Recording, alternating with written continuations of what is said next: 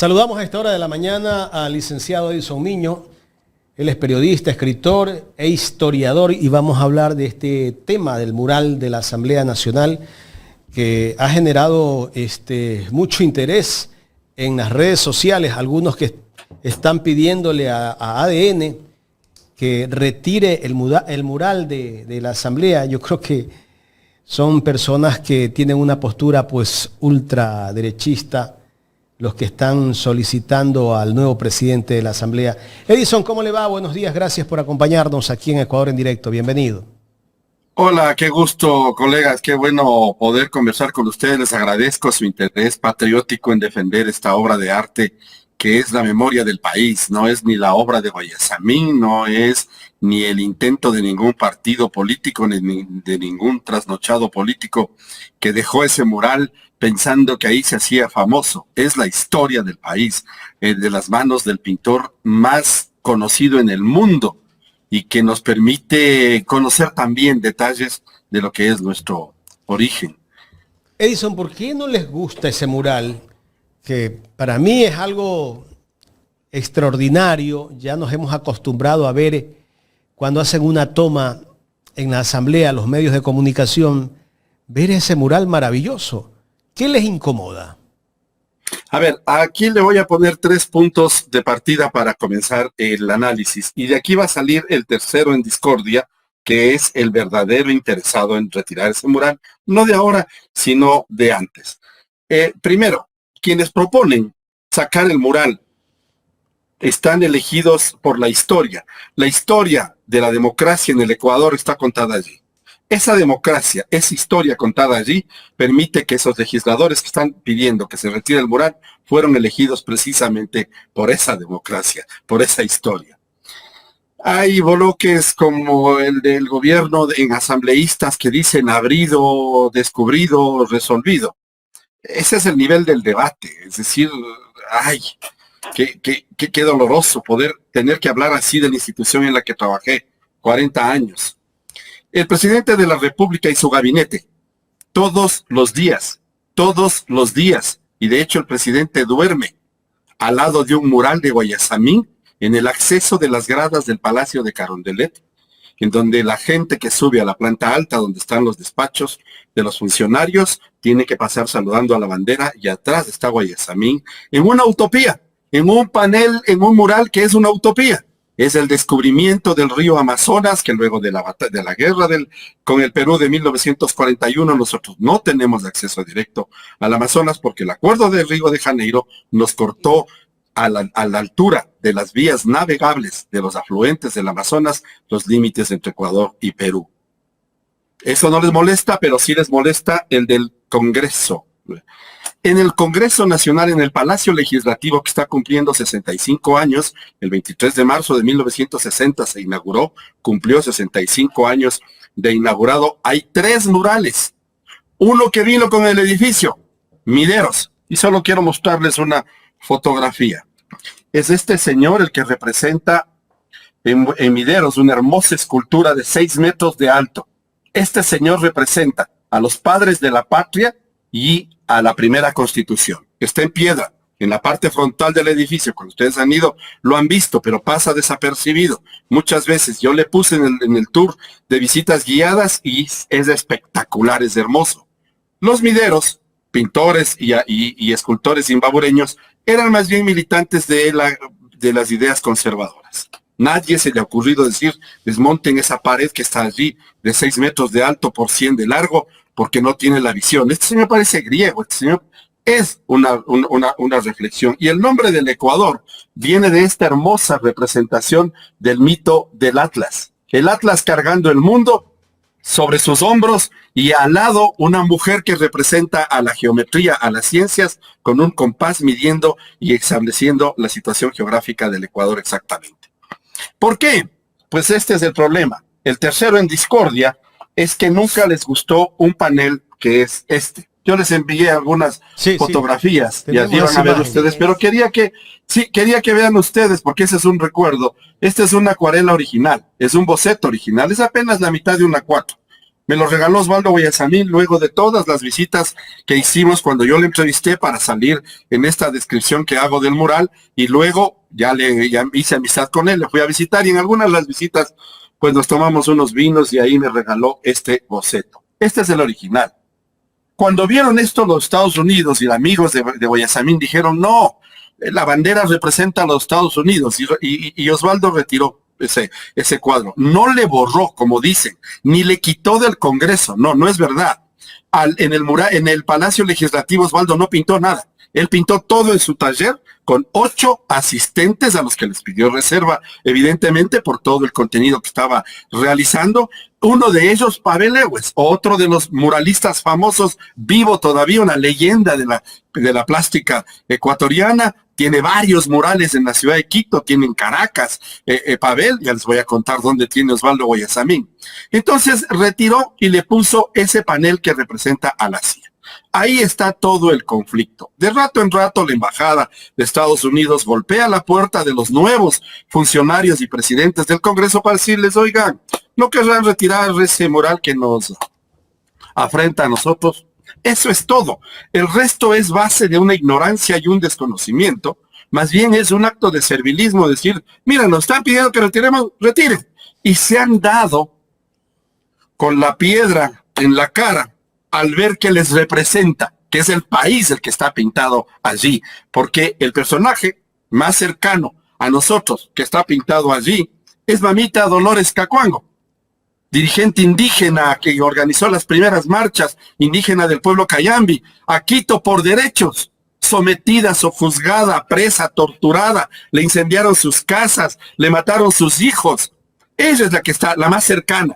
De los más lejanos, los indígenas originarios de este país, está Alfaro, Peralta, Las Manuelas, Sáenz, Cañizares, Rosa Zárate, una de las heroínas del 10 de agosto, a la que le hemos olvidado, decía Osvaldo Guayasamín. Y el resto son conceptos, los militares en política, el político mentiroso que es el caudillismo, el populista, la tortura, la iglesia.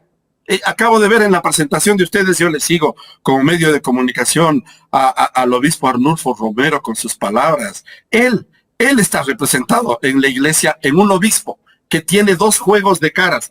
En el retrato del obispo está el lado izquierdo en sombras de un ojo azul y representa a la iglesia que vino con los españoles a asesinar y torturar a los pueblos originarios.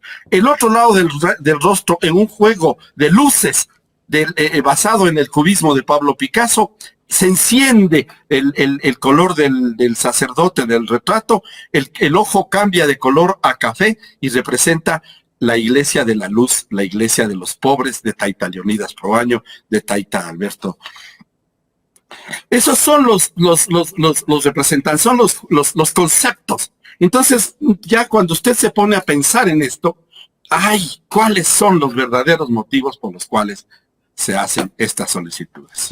Y sorprende que Alberto Acosta Burneo, que su padre es Alberto Acosta Espinosa, sea uno de los que proponga el retiro de toda esa pintura que tenemos ahí en la Asamblea Nacional. Le voy a contar una anécdota. Alberto Acosta es amigo mío, buen amigo mío. Estuvimos y escribimos un libro sobre la caída de Bucarán juntos. Escribimos el entonces diputado Luis Macas, yo que era su asesor, y Alberto que era un amigo del bloque legislativo original de Pachacuti. La vida le dio la oportunidad, hicimos el libro, se llama ¿Por qué cayó Bucarán? Ahí explicamos las razones y las movilizaciones. Se presenta la política, se vincula con Alianza País y Alberto preside la asamblea. Yo era el funcionario encargado de recibir el edificio porque se quemó casualmente en 2003. Para el 2008, que se instala la Asamblea Constituyente, deciden irse a Montecristi, construir Ciudad Alfaro. En una de las reuniones, Alberto me llama y me dice, tú eres el funcionario de carrera, necesito hablar contigo, y vino de visita al palacio. Nos paramos al frente del mural, abrió el palacio y me dijo, esto me va a decir a mí, esto le puedo yo contar porque me lo dijo Alberto Acosta Espinosa, que es mi amigo, el padre de este señor. Y parado frente al mural de Guayasamín me dijo, mira, lo único respetable de este edificio es ese mural. El edificio fue construido por la partidocracia. Estamos pensando más bien cambiar la sede legislativa, como es en Chile, en Valparaíso la legislatura, en Santiago el ejecutivo. Nosotros podríamos dejarle en Ciudad Alfaro, pero por logística tal vez nos pasemos a Cuenca. Hay pedidos de guayaquileños y podríamos... ¿No vas a usar este edificio? Está equipado, le digo, para atender con sonido, con audio, con actas, con transcripción de todo el equipo. No. Le podemos donar al CNE para que esto sea una especie de academia de la democracia. Fueron ideas que cruzamos hace rato. Y allí le expliqué el mural así como estoy contándoles a usted en 10 minutos que duró la visita y me dijo, sí, no, esto no vamos a utilizar, pero ese mural hay que preservar. Alberto, ¿me autorizas que yo abra las puertas del palacio para hacer visitas guiadas? ¿Para traer colegios, universidades? Sí. Ah, qué buena idea. Perfecto. Pero ten cuidado de que el MPD no se te tome las salas, se nos venga y se nos quede aquí adentro. No, tranquilo. Yo voy a escoger los colegios, las universidades, los lugares que vamos, a las personas que vamos a traer. Permíteme abrir. Perfecto, hacemos esto y describimos el mural de Guayasamín. Alberto Acosta, el padre de Alberto Acosta. Okay, entonces, sí. Licenciado, Carlaro le saluda, buenos días, un honor conversar con usted. Buenos días, qué gusto. Pero, a ver, entonces, ¿qué pretende la oligarquía de este país al tratar de instaurar una narrativa ante la sociedad indicando que ese mural ya no nos representa? Yo he tratado de descifrar ese criterio. Acabo de ver, me enviaron los amigos también, un buen análisis que hace Coavisa.com. Entrevista a varios analistas, entrevista incluso al Costa, pero ninguno explica. Explica justo las palabras que usted dice. No nos representen qué. Es la historia del Ecuador, con victorias, con derrotas, con héroes y heroínas que forjaron el país. Así se hacen las sociedades. Así se hacen con esos personajes. A mí no me simpatiza Velasco Ibarra, yo conozco como historiador su trayectoria, pero no puedo negar que fue el autor y el diseñador del eje vial de las principales carreteras, fundamentalmente de las carreteras que comunican la sierra con la costa y Quito con Guayaquil. Fue el promotor de la construcción de la carretera Aloac-Santo Domingo, donde trabajó mi padre como ingeniero civil. Pero licenciado, entonces eso no se puede. Exacto, lo que no entiendo es cuál es el fondo. Ok, entonces usted como historiador, conocedor de la historia de este país y también de la política de este país, ¿podríamos decir que ellos quieren tapar la lucha social de los sectores indígenas, de ese conglomerado social que ha sido el que ha luchado por los intereses del pueblo y es el cual está oprimido ahora de una manera diferente, ¿no? Enmarcados y enredados en el miedo que se vive actualmente y que han ido posicionando los últimos gobiernos? ¿Por qué? Porque ya no tenemos la lucha social de las calles, la lucha social que se ha construido a lo largo del tiempo y que hizo en su momento un Ecuador libre, defensor de los derechos de todos los ciudadanos. Ahí hay una frase de Mejía, del gran José Mejía Lequerica, que una vez vino un alcalde de Cádiz, en donde se reunió el Congreso Constituyente del Reinado de España y dictó la primera constitución cuando España estaba tomada en 1806, estaba tomada por Napoleón. Mejía está en España y le nombran delegado de las colonias de Quito particularmente porque José Joaquín Olmedo, ese gigante o poeta guayaquileño, fue en representación de Guayaquil. Y en las Cortes de Cádiz, Olmedo y Mejía hacen un papel increíble, increíble.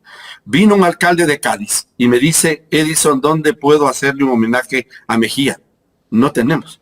Solo tenemos un salón que se llamaba del ex Senado, que con Fernando Cordero luego le pusimos el Salón de la Libertad, José Mejía Lequerica. Allí está una frase que dice, justo resume lo que el análisis que acaba de hacer usted, colega. Las ideas no se borran con fuego. Esa ley que acaban de presentar y que acaban de analizar ustedes con el legislador. Eso es borrar con fuego las ideas. Entonces, aquí están representando, miren, ahí está en pantalla. Es ese hermoso retrato que tiene 3 rostros en un cuadro que tiene 2 dimensiones, alto y ancho. El de la izquierda tiene un ojo azul y está en sombras de grises y azules. Y nos mira Representa a la iglesia que estuvo aquí y fue cómplice de la tortura y desaparición de los pueblos originarios. Del otro lado, si siguen la nariz y la quijada, mira hacia el mural, mira hacia la historia y es la iglesia de la luz de los pobres, como usted decía. ¿Eso quieren quitar? ¿No les representa? ¿Le incomoda a la eso? iglesia este cuadro?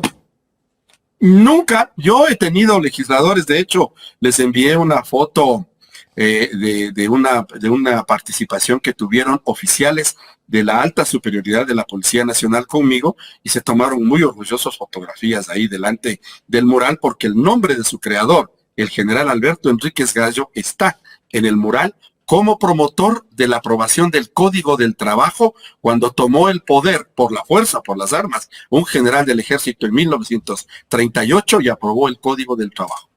Entonces yo les explicaba y les decía, oficiales, coroneles, generales, tenientes coroneles, aquí está el nombre de su creador, pero no está por creador de la policía, también está porque aprobó el Código del Trabajo, pero Osvaldo le pone como un concepto negativo, porque los militares no deben hacer política, los militares deben cuidar la nación, protegernos, para eso están, pero quienes ya intervinieron no podemos negarles de la política. Alberto Enríquez Gallo, los 4 del triunvirato de 1963, el triunvirato del 75, es decir, no les podemos negar la asunción del poder, pero hay una frase hermosa en el poder de Alfaro que dice todo, menos la dictadura. En el pleno del Congreso, la sede de la democracia, en donde es el antídoto contra los dictadores. No sé qué no nos representa. Edison, Peralta. ¿a quién representa este cuadro? Es José Peralta, no es Fidel Castro como pretendían alguna vez decir, es José Peralta, nacido en la provincia del Cañar, en ese entonces de la SUAY, es el ministro de Educación de Alfaro y además su canciller que firma la separación de la Iglesia Católica del poder político, un concordato con el Vaticano, pero además es el padre de la educación pública, laica y gratuita y la inclusión de las mujeres en la educación, porque él crea los colegios Mejía, Montalvo, Manuela Cañizares, 24 de Mayo, Bernardo Valdivieso, crea los colegios como normales. Una niña de 12 años entraba a estudiar en el primer curso del colegio normalista y a los 18 salía como bachiller normalista. Le daba el título de profesora. Aparte de ser educada, iba a la sociedad a trabajar y a recibir un sueldo y a pagar impuestos y a generar economía. Por esas dos vías, este genio le pidió a Alfaro y le dijo, general, usted tiene el poder político, ¿por qué no educamos a las mujeres para que eduquen al pueblo, ya que ellas educan a sus hijos en las casas? Saquemos a esto y hagamos la educación de las mujeres. Así es. Y declaró la educación pública, laica y gratuita, separándole de la iglesia que era la única potestad que tenía. No se perdió la iglesia, la educación de la iglesia, ahí siguen los colegios tradicionales, muy buenos colegios con muy buena educación, pero este señor, José Peralta, es el que representa la educación. Vamos al siguiente. Miren esa belleza, eso es un cuadro hermoso, divino sembrador se llama. Miren ustedes, Osvaldo decía, nosotros los pueblos originarios no tememos la muerte no existe para nosotros. Allí está representado. Ese campesino enflaquecido está cuidando la plantita con cariño, una plantita que está creciendo, una plantita de maíz, de lo que sea, pero su cuerpo, el suelo y la planta en ocres oscuros hace un círculo que es el círculo de la vida, porque de esa plantita crecerá, saldrá el fruto, alimentará a ese campesino y luego caerá la semilla en la tierra y volverá a crecer. La muerte no existe, decía Guayasamín. Vamos al siguiente. La patria maniatada. Esa es una patria maniatada que nació del caudillismo, de la independencia, de la libertad. Sí, nos dieron la libertad, pero el problema es que no dieron derechos a las mujeres. Las mujeres no entraron en política con la libertad. No liberaron a los esclavos indígenas, ni tampoco a los negros. Una patria independizada, sí, pero sin derechos. Bien profundo, ¿no? Seguimos. Mire usted. Esos son los caudillos que nos dieron independencia. Pueden ser, mire usted, no hay personajes. Pueden ser Flores, puede ser García Moreno, puede ser Veintimilla. Es una imbricación, como dijo Osvaldo. Pero son urnas, son 4 urnas en blanco y negro que representan 4 conceptos políticos. Este es el caudillismo, sí. Lideró las batallas de independencia, creó el Ecuador, aprobó la primera constitución en Riobamba, marginó en la primera constitución a los indígenas. Solo hay un artículo en la primera constitución que dice, se nombra a los curas párrocos para que protejan a esta raza indefensa de los indios. Así nacimos, así es nuestro país. No nos representa 200 años después, vamos a pelear por eso. No, pero sí hay que reconocer desde esta visión lo que fue nuestra patria. Seguimos. Ese es un hermoso cuadro que se llama El Pueblo Profundo y representa a los legisladores. Yo quiero que vean el lado izquierdo de la pantalla. Ahí hay una boca. Cuadro, ¿cuánto tiene? A ver, ese tiene 2,5 metros de largo y un poquito más de 1 metro de alto. Ese es el último, está en la parte de abajo hacia el lado derecho del mural. Yo quiero que vean la boca. Esa boca dibuja 3 rostros, uno que está en vertical, uno que está en diagonal y el que está acostado. El que está acostado es un detalle que Guayasamín le hace un guiño, porque está tomado de un retrato igual de una mujer acostada en el Guernica de Picasso. Es del pueblo, ese pueblo que sufre. Este se llama el pueblo profundo, pero la boca, que representa 3 rostros, es la voz del pueblo. Cuando usted da el voto a su legislador, a su legisladora, le da su voz. Usted no puede ir a hablar allá, excepto que hayan ciertos trámites. Quien tiene su voz, para eso le di mi voto al legislador. Es el que pide la palabra, interviene y habla por mí, habla por mi pueblo, habla por mis necesidades. Claro de lo que es la asamblea ahí, ¿no? Exacto. Sí les representa a ellos. No sé de qué se pueden raspar de esto. Y además es un guiño al gran Pablo Picasso, en donde Osvaldo le dice, gracias maestro por tu técnica del cubismo, que en partes la utilizó, por ejemplo, en los cortes de los rostros, del un ojo con el otro, de las sombras y de las luces, a pesar de que Pavel Ewes, que fue el asistente, me ha insistido en que la técnica es del expresionismo. Seguimos. Eso es el origen de los pueblos indígenas, aborígenes del Ecuador. Miren ustedes esta belleza de cuadro. Pueden ser Daquilema, Pintac, Rumiñahui, cualquiera que sea el líder indígena. No hemos estado huérfanos, inmóviles tal vez, dijo Guayasamín. Pero mira, el rostro de la izquierda mira hacia el mural, es el pasado de la raza indígena. Todavía se usaba el concepto de raza, yo no puedo eliminar esa palabra de la conversación con Osvaldo. El otro rostro, en cambio, es el futuro del pueblo indígena, nos ve de frente. Pero los 2 rostros, el pasado y el futuro del pueblo indígena, tiene una sola boca, representa al quichua, que es la lengua madre de los pueblos originarios. Seguimos. A ver, bueno, esperemos que tengamos la siguiente imagen. Aquí está. Esa heroína se llama Rosa Zárate. Rosa participó en la sesión del 10 de agosto de 1809 en representación del barrio de San Roque de Quito con su esposo, Francisco de la Peña y Maldonado, sobrino nieto de Pedro Vicente Maldonado, del patriota. Estuvieron presentes en la proclamación de la independencia, en el primer grito de independencia. Participan en las actividades. Esto se viene abajo. El 2 de agosto llegan las tropas desde Lima españolas con un ejército voraz, deshacen Quito y el 2 de agosto empiezan una masacre y matan a 300 quiteños y quiteñas. 2 de agosto de 1810. Esto está matizado y corroborado por el cura Camilo Enríquez, quien es prócer de la independencia de Chile y es quien nos pide que en la sesión, cuando el 18 de septiembre de ese año los chilenos proclaman su independencia, pide que en homenaje a Quito se ponga una placa en el faro de Valparaíso saludando a Quito, luz de América, por el 10 de agosto. Pero sucede que él es testigo de la masacre, va y cuenta. En esta masacre matan al hijo de Rosa y de Francisco, un joven de 22 años, y entonces lo que hacen es exigirle durante 2 años al conde Ruiz de Castilla que les devuelva el cuerpo de su hijo para darle sepultura. Y sucede que, como eran fosas comunes, no estaban identificados y no le devolvieron el cuerpo. Rosa planifica con un grupo de hombres asaltar y matar a Ruiz de Castilla. Un domingo sale de la iglesia de Santo Domingo, en el centro histórico, donde está el monumento al mariscal Sucre señalando la cima del Pichincha.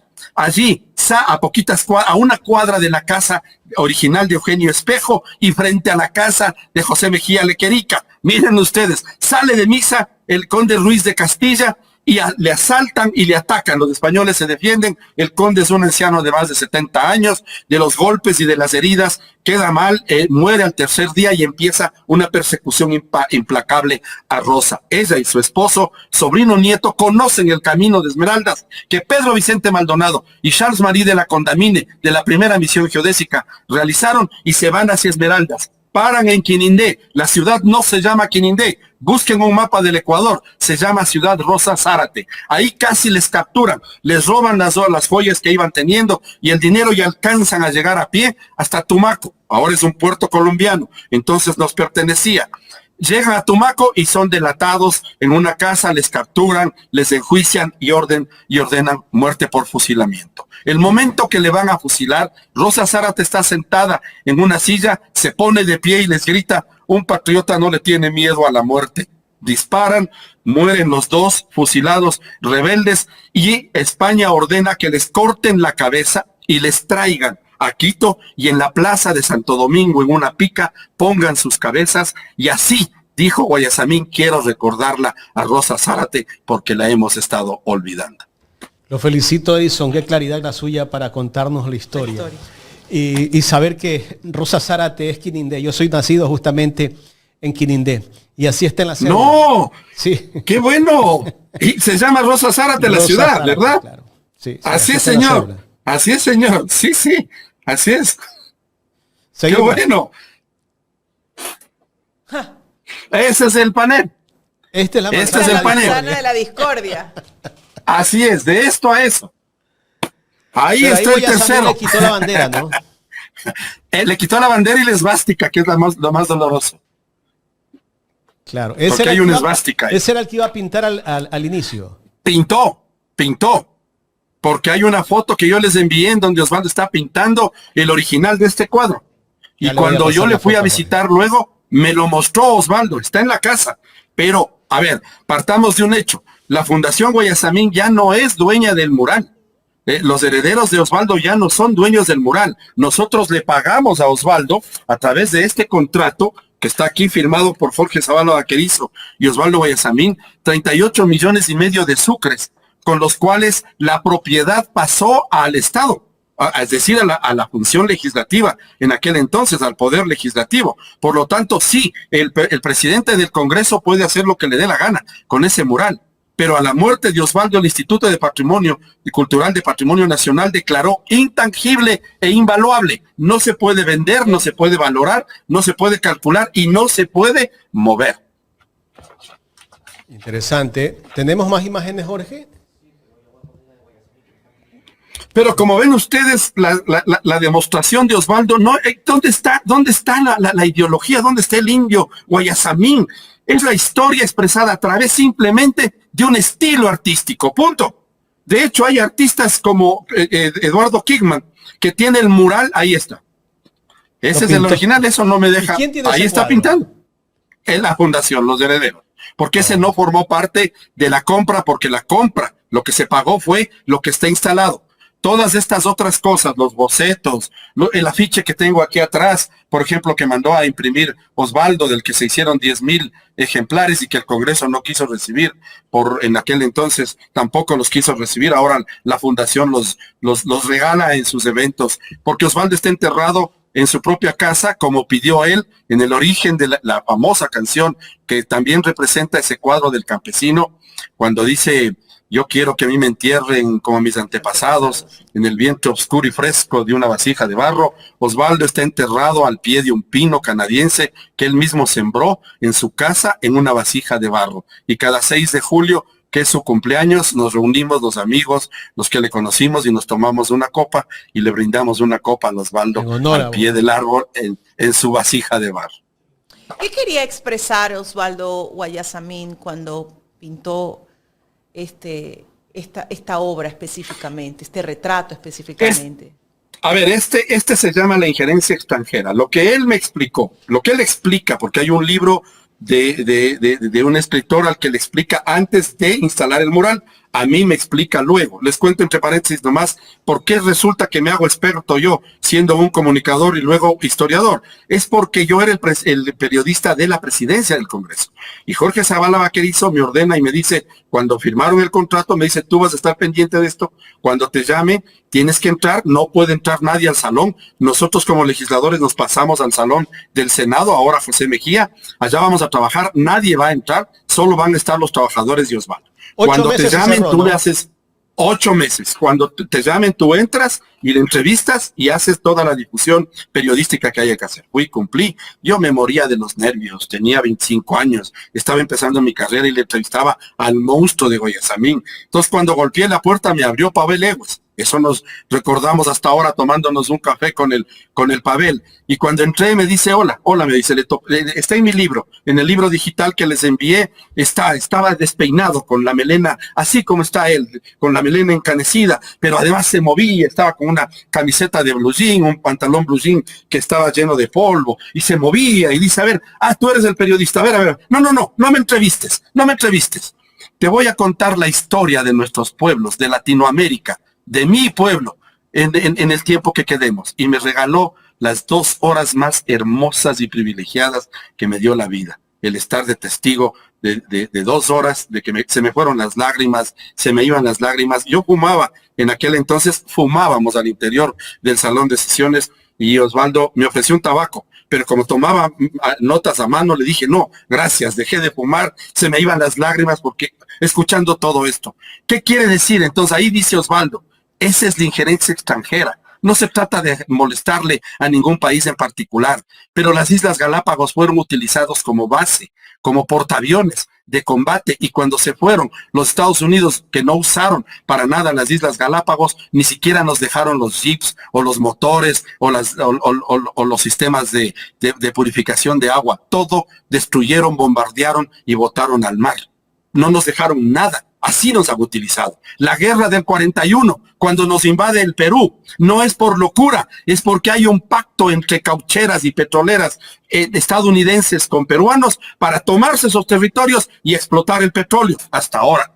Luego en 1960 se produce la explosión de la Revolución Cubana. Y aquí hay mucha simpatía para los cubanos. La CIA envía a sus agentes, entre ellos Philly Bash, que publica un libro. Hay entrevistas. Francisco Herrera Arauz, Jaime Galarza le entrevistan a Philly Bash.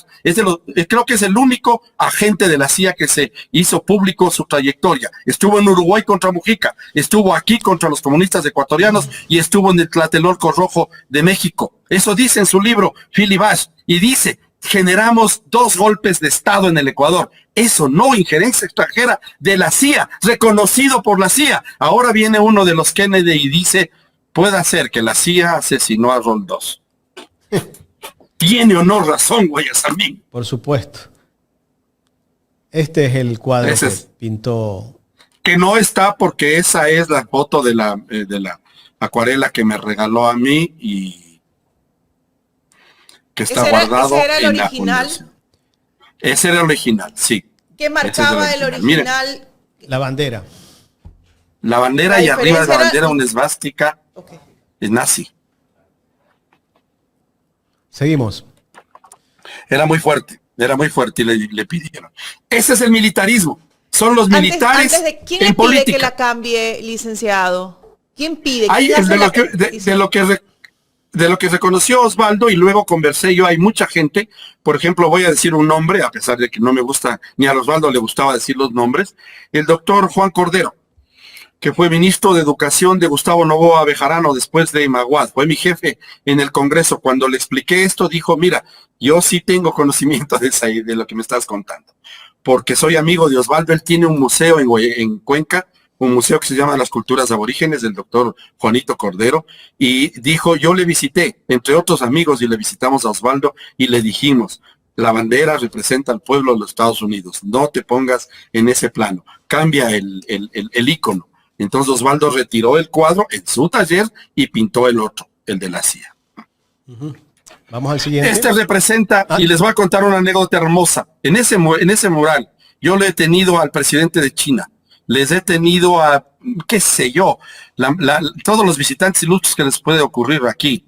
En una tarde estuvo Gerard Depardieu, el famoso actor francés, la primera personalidad a la que le describí esto en 1989, en 1990, fue Rigoberta Menchú, justo meses antes de que reciba el Premio Nobel de la Paz. Y una vez vino la esposa del doctor Salvador Allende, con su hija, senadora, Isabel Allende, no la escritora, ella es prima, la hija de Salvador Allende, que fue la senadora que posesionó a Michelle Bachelet, 2 mujeres, en el Senado y en la presidencia de Chile. Las 3 estuvieron aquí. Cuando estuvieron frente al mural, Isabel, la hija de Allende, me dijo: Edison, aunque Osvaldo no haya reconocido, ahí está el retrato del asesino de mi padre, es Pinochet. Y yo le mostré una foto, la primera foto de Pinochet cuando asume ya el poder después de asesinar a Allende, es una foto con gafas. Ese es sin el gorro. No lo dijo Guayasamín, lo que dijo son los militares en política. Pero para reconocer su paso positivo, al pie de este mural, de este panel, está puesta la frase: los trabajadores son la esperanza, que dijo el general del ejército Alberto Enríquez Gallo en 1938 cuando aprobó el Código del Trabajo. Seguimos. Mis mujeres, hermanas de la libertad, mamita Dolores Cacuango, luchadora. De ella tiene, por pedido de Jorge Enrique Adún, puso en los paneles laterales donde ya no alcanzaban cuadros, pusieron nombres y frases de personajes reconocidos de nuestra historia. Y está una frase de mamita Dolores: nosotros somos como la paja del cerro, que se la arranca y vuelve a crecer, y de paja de cerro sembraremos el mundo, decía mamita Dolores. La frase que dice por espacio es: nosotros somos como la paja del páramo que se la arranca y vuelve a crecer. Y luego las Manuelas, Hermosa, la generala Manuela Sáenz. ¿Qué puedo decir yo de Manuela? La mujer más gigante de la historia del Ecuador, la libertadora del Libertador. Y al lado, Manuela Cañizares, la gestora del 10 de agosto de 1809, el primer rito de independencia. Vamos al siguiente. A ver, esto representa a la oligarquía y a la burguesía. 2 rostros grotescos y una mano en actitud de garra. Esa que no paga impuestos, esa que no paga los derechos a los trabajadores, que no les genera sus recursos, que les explota. Oligarquía y burguesía. Punto. Nada más. Eso es todo. ¿Dónde viene la polémica de este cuadro que se produjo? Si ustedes son acuciosos, el cuadro que está en base de grises. Yo le pregunté a Osvaldo: oye, se parece a un personaje del gobierno de Febres Cordero. Tengo la foto. ¿De dónde sale? No, me dijo. No representa a nadie en particular. Son la oligarquía y la burguesía. Fuera del tema del mural y de la polémica, a mí personalmente se me parece muy parecido al rostro de Jofre Torbay Ayala, el secretario de la Administración Pública de León Febres Cordero, quien en su administración fue uno de los mayores enemigos del grupo Alfaro Vive Carajo. Así es. Un poquito también a Febres Cordero, me parece. No. Ya.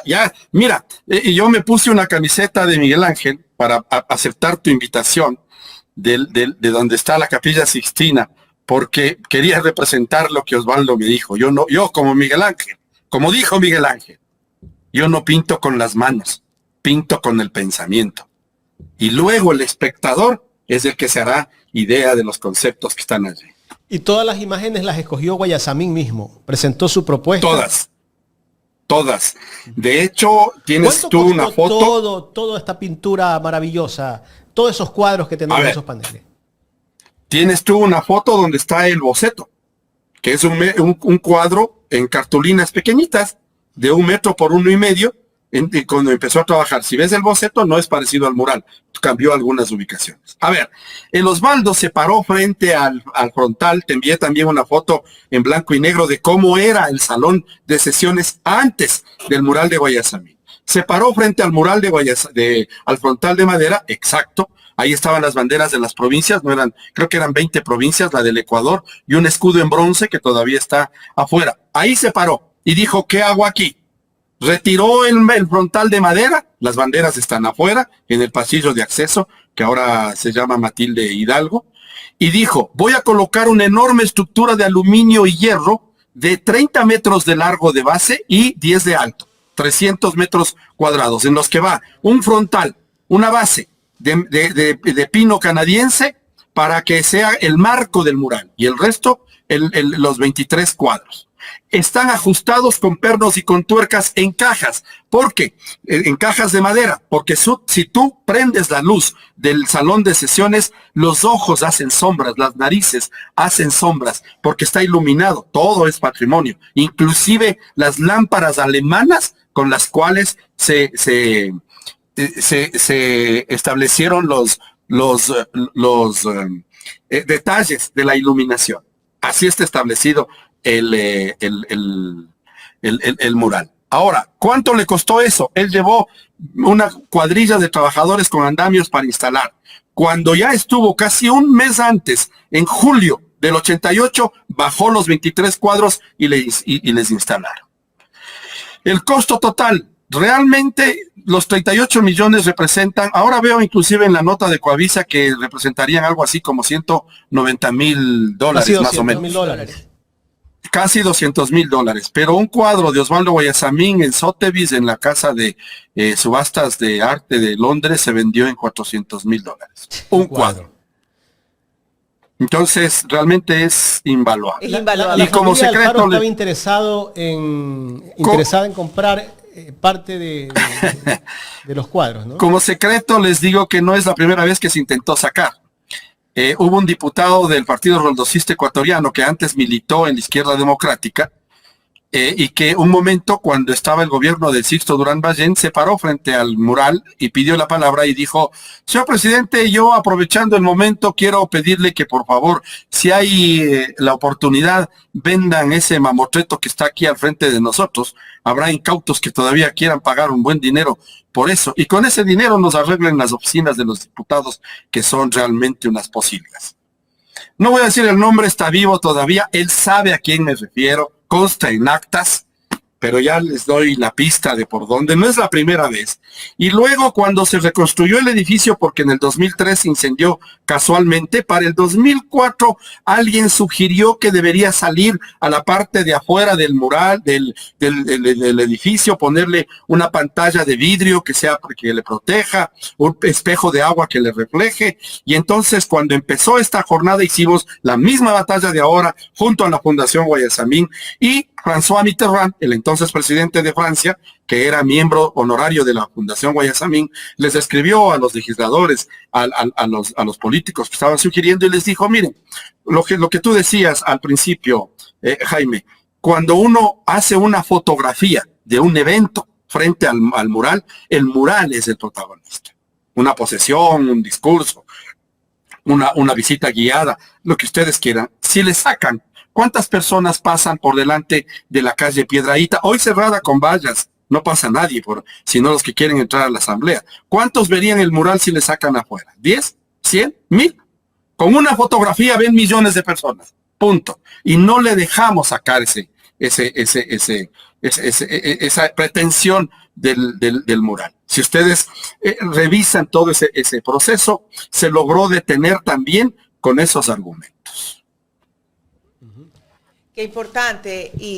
¿Y nos puedes contar lo de la familia de Alfaro o te la reservas? Sí, iba a eso. Lo que pasa es que enterados de que habría la posibilidad de sacar, cuando se enteraron y leyeron las declaraciones, nos llegó en aquel entonces todavía teníamos fax, nos llegó un fax de una oficina de unos abogados en Panamá que representaban a los herederos de la esposa del general Alfaro, doña Anita Paredes. De hecho, les cuento como historiador que a mí me fascina leer las cartas Alfaro.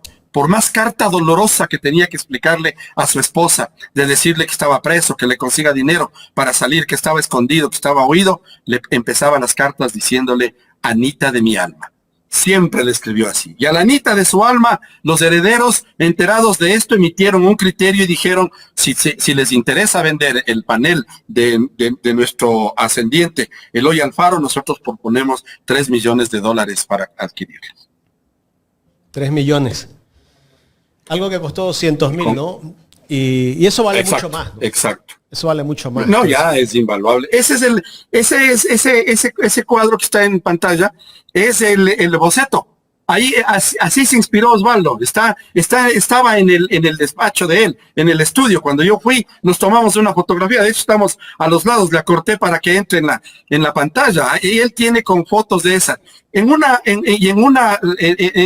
arrebato de amabilidad y de generosidad, Osvaldo le regaló este cuadro, este boceto, al doctor Patricio Romero Barberis, quien fue su abogado en varios de los casos que él tenía, y le dijo, no, ¿cómo te voy a cobrar? No, entonces si no me vas a cobrar, ¿qué quieres de que te regale? Y Patricio Romero le dijo, mira, yo soy legislador, fui prefecto de Pichincha, me encanta el arte, yo quiero ese cuadro. Ahora está en manos de los herederos del doctor Patricio Romero. Patricio falleció hace unos años, los herederos tienen ese boceto. Edison, Felipe Proaño nos escribe y hace un superchat. Gracias, Felipe. Dice Edison, ¿hay algún horario para visitar el Congreso y conocer los cuadros de Guayasamín? Sí hay. A ver, yo dejé un sistema, sí, inclusive quedó y está todavía trabajando allí un compañero quichua hablante. El horario es el de lunes a viernes a las horas de visitas, normalmente del Palacio Legislativo. Lo que pasa es que se ha ido entorpeciendo porque le han convertido en un cuartel policial y es la policía la que controla el acceso. Entonces hay que enviar un correo, una petición 24 horas antes. Tú con tu cédula y con tu nombre te dejan ingresar. Se le puede pedir a cualquier legislador, se le puede pedir a cualquier funcionario, éntrate en la página web de la institución, encuentra visitas guiadas, hay un correo electrónico genérico, pero quien administra esto es la Coordinación de Participación Ciudadana, donde yo trabajé, donde fundé la Unidad de Participación Ciudadana y dejé el proyecto de visitas guiadas. O a cualquier teléfono matriz del Palacio Legislativo que te pongan en contacto con las personas responsables de las visitas guiadas y puedes programar. Y como les indico, no solo hay el mural de Guayasamín, hay 3 murales, hay uno de Carrasco, hermoso, en base de ácidos con los que se quemaron planchas de acero que están adentro del Salón de Sesiones José Mejía Lequerica, el de Videros, que es espectacular, y los 10 millones de documentos originales, desde decretos firmados por Simón Bolívar hasta las últimas actas de las sesiones de la Asamblea del día de hoy. Todo eso puedes visitar y conocer. Tenemos 2 imágenes más todavía. Mira, esos son los intelectuales y este es un cuadro hermoso. Ya estuvieron las mujeres, ahora están los hombres. Son los pensadores de la libertad. Pero ahí está Montalvo. Y cuando me mostró a Montalvo me dijo, mira, de los 3 no tiene pupilas. No las necesita, porque nos ve con el pensamiento. Son los ojos del cosmopolita, como se autocalificó. ¿Cómo no le voy a poner si se atrevió a escribir un libro que se llamaron Los capítulos que se le olvidaron a Cervantes? Y al medio está el doctor Eugenio de Santa Cruz y Espejo, el indio padre de la academia, médico, abogado, patrono de los médicos, patrono de los periodistas, patrono de los bibliotecarios, botánico. ¿Quién más grande que él para representar el pensamiento y la academia? Y también prócer de la independencia, antecesor de la independencia. Y al final está el doctor Vicente Rocafuerte, partícipe de la independencia de México. Es reconocido como héroe de la independencia de México. Y luego viene a pactar y a enfrentarle al tirano Juan José Flores, y es el primer guayaquileño, el primer parido en Guayaquil que ocupa la presidencia del Ecuador. Me están preguntando si existe algún libro donde haya todo esto. A ver, la Asamblea ha impreso más de 15,000 ejemplares del libro en distintas versiones, como les puedo indicar. Este fue por los 30 años, lo hizo Elizabeth Cabezas, lo hizo César Litardo, el original que hicimos con mi querida jefa y recordada Guadalupe Larriba, cuya foto está aquí, que fue la primera, la que hizo. La Son primera varias ministra de Defensa, ¿no? Mujeres. La primera mujer ministra de Defensa, lamentablemente fallecida a los 15 días, fue mi jefa y ella me combinó. Ella me dijo, Edison, cuando le expliqué, cuando llegó le di la bienvenida y le dije, vas a ser mi jefa, te explico todo esto. Y me dijo, Edison, no seas egoísta, ¿por qué no escribes? Le digo, Guadalupe, está escrito, pero los presidentes del Congreso no me dejan abrir. Estos cierran con llave, con cadenas. No me dejan, no, vamos a pelear. con ella empezó esta batalla y a ella se debe el que se describa el mural. No tengo en impresos porque esto hace cada presidente del Congreso, no creo que Olsen lo vaya a hacer, imprime su versión porque es un documento público, no se puede vender. Mi trabajo quedó allí porque yo fui empleado y lo dejé allí. Entonces hay versiones, hay ejemplares guardados, pero muy poquitos. Lo que sí tengo y tienes tú, Jaime, en tu WhatsApp, es en digital. El libro está en digital y eso se puede difundir y difundirles a los amigos que muy amablemente nos están escribiendo. Claro, las personas que lo quieran, por favor, me escriben al WhatsApp y les estoy enviando en digital el libro. Y te envié también un par de relatos sobre la inauguración del palacio, que también es muy interesante, muy bonito, al apuro. Se inauguró el 23 de marzo porque había que hacer todo en Quito para recibir a la 11ª Conferencia de Cancilleres de América, que se había conseguido. Quito se adornó, se construyó el Hotel Quito, la Plaza de Toros, la Caja del Seguro, el Palacio Legislativo, se reconstruyó el Palacio de Najas, que es la actual Cancillería, el Palacio de Carondelet. Quedamos, pero ananay, quedamos lindos. Y el rato de los ratos, Velasco Ibarra, que ganó las elecciones y barrió las elecciones, solo superado por Rafael Correa en el 2013. Hasta entonces el récord de legisladores y de votos lo tenía en ese entonces Velasco Ibarra. Salió y dijo, para ganar las elecciones, dijo, yo declararé nulo el protocolo de Río de Janeiro. El protocolo está firmado por Ecuador y Perú y apoyado por 4 países garantes, entre los que están Estados Unidos. Y entonces dijeron, ¿cómo vamos a ir a reunirnos en una ciudad, en un país que quiere anular un protocolo que reconoce la OEA y que tiene garantes a países de la OEA? Y nos dejaron con los churros hechos, pero nos quedó el Palacio Legislativo. Vamos con la última imagen. Ese es el cuadro más importante del mural. Es el que está al frente. Y Osvaldo dijo, como elemento exógeno, en el medio hay que poner a la bandera del Ecuador. Y ahí, delante de la bandera del Ecuador, está el sillón del presidente o presidenta de la Asamblea, en ese momento. Al pie de las manos está la firma de Osvaldo. Eso garantiza la propiedad.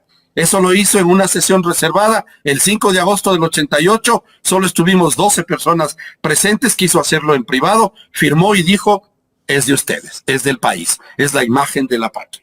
Ese cuadro representa las manos. Si ustedes hacen el modelo de las manos, tensan las manos, son las manos trabajadoras que agradecen la feracidad de la tierra en el Ecuador. Rozan un círculo negro que es la energía de donde se crea todo.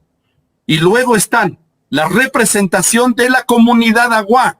El pueblo Aguá es un pueblo que tiene en su existencia registrado más de 3.000 años. Y Osvaldo encontró una cerámica y se puede, cuando se visita la casa de Osvaldo y la Capilla del Hombre, está el plato en cerámica en el que encontró ese dibujo que representa ¿qué? Hace 2.000 años. Mis queridos amigos y amigas, el cuadrado es sol, es hombre.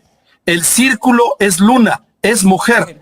De la unión del cuadrado y el círculo, del hombre y la mujer, del sol y de la luna, se proyectan 8 triángulos en fondo naranja, que somos todos, que somos todas. Las hijas y los hijos del sol y de la luna. Ese es nuestro origen.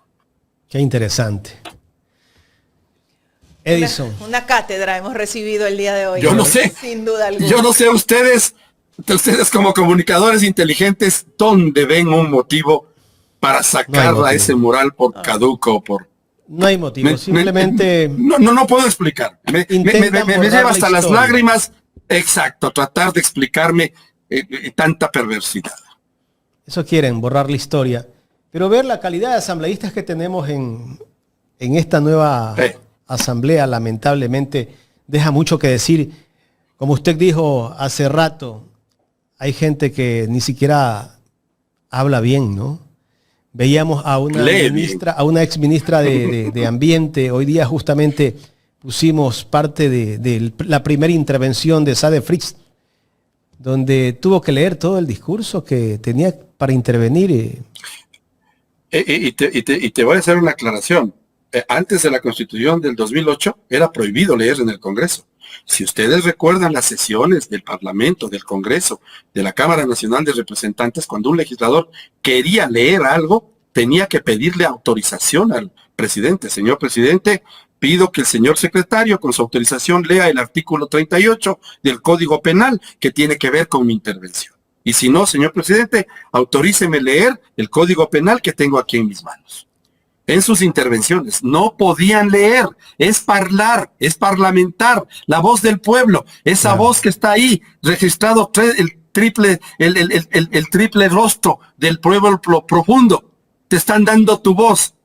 Que se cambió el reglamento y se les permite leer, sí, pero aprendan a leer también, pues. Edison, y lo que está pasando aquí en Ecuador en este momento, no solo es aquí, también es en Argentina. En Argentina, Milei ya hizo cerrar el museo. El Museo de la Memoria. Y el de la memoria de Sábato. Exacto. Ernesto Sábato fue. Sí. Es una corriente, de él viene, ¿no?, la frase. El proceso ese se llama Nunca Más. Viene de una de las novelas de Sábato. Para que nunca más 60,000 jóvenes sean asesinados, abiertos sus estómagos con puñales y botados vivos desde los aviones y helicópteros. Nunca más. Y con esto distraen a la gente, ¿no? La gente debatiendo el tema de las pinturas de Guayasamín y distraen el tema de la inseguridad que está viviendo el país, ¿no? Cada día sigue incrementándose la inseguridad, la violencia en el Ecuador, y con eso tienen a la gente debatiendo, ¿no? Temas que para ellos les funciona, porque ya hemos visto que la gente finalmente termina creyendo las mentiras que repiten todos los días los grandes medios de comunicación. Pero eso habla mal de nosotros como pueblo, más que bien de ellos, como estrategas y comunicadores. Habla mal de que nuestro pueblo se convenza de esas tonterías, todavía con espejitos y sonajitas distrayéndonos. Edison, queremos agradecerte por el tiempo que nos has brindado el día de hoy. Vamos a seguir conversando más adelante de otros temas. A las órdenes, gracias por la oportunidad y sigan con esa defensa patriótica de lo que es la memoria. Solo el fascismo quiere borrar la memoria de los pueblos sometidos. Y este país no se merece.